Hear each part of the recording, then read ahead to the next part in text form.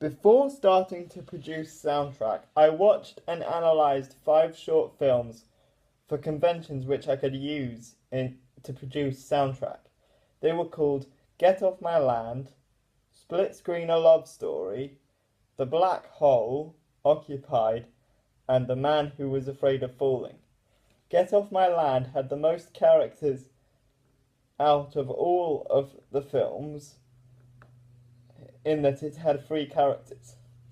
I wanted to follow this convention of a short film only having a few characters so that I could properly concentrate on developing the thoughts and feelings of my character Joe, so that my preferred reading could be better understood by my desired demographic of audience.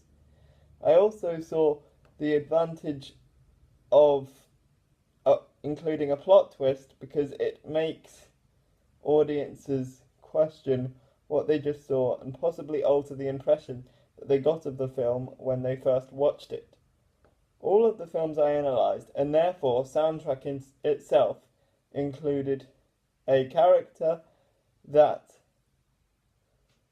audiences could relate to, a complicating action, and a resolution, which would leave audiences asking Barth's Enigma Code questions about the meaning of what they just saw. Soundtrack had one main character who was shaped by those around him. Development of the character came from the death of his best friend, Jamie. Mulvey's male gaze could suggest that males are not often the focal point of emotions in films, and that therefore this is a convention that I went against in producing soundtrack. It is widely accepted that teenagers are a group who are not known for showing emotion, and that therefore soundtrack is not a ergonomic representation because it does not show normal cultural and social conventions of teenagers. The Man Who Was Afraid of Falling is another short film in which a male shows clear emotion. Similarly,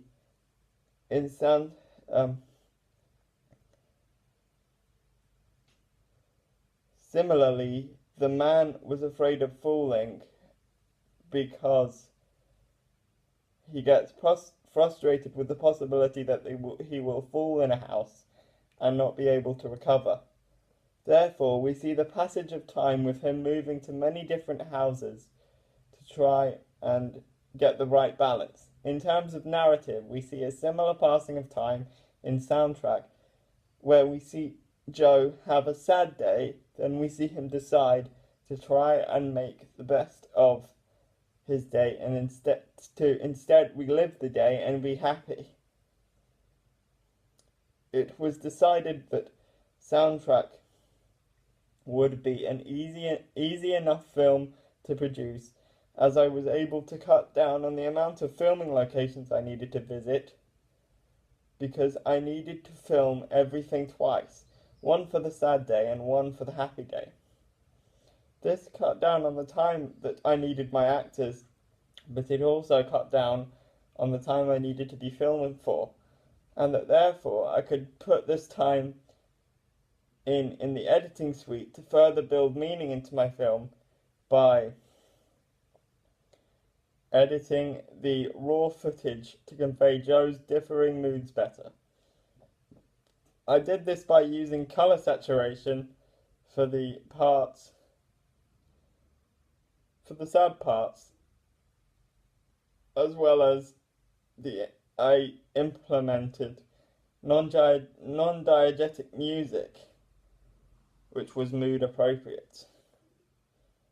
In light of audience feedback, although many said to me that they liked the opacity overlay shots, which were used in the earliest drafts to indicate the coming together of the two versions of Joe's at the end of the day, I felt that my preferred reading, according to Stuart Hall's theory, would be more likely to become dominant if I made clearer the merging of the two Joes.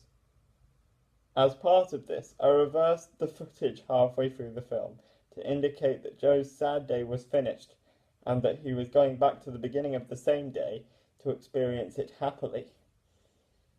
I feel as though the implementation of music and colour saturation applied to the raw footage made the film engaging and for my desired demographic of 15 to 19-year-olds, which was not restrictive. I feel that because I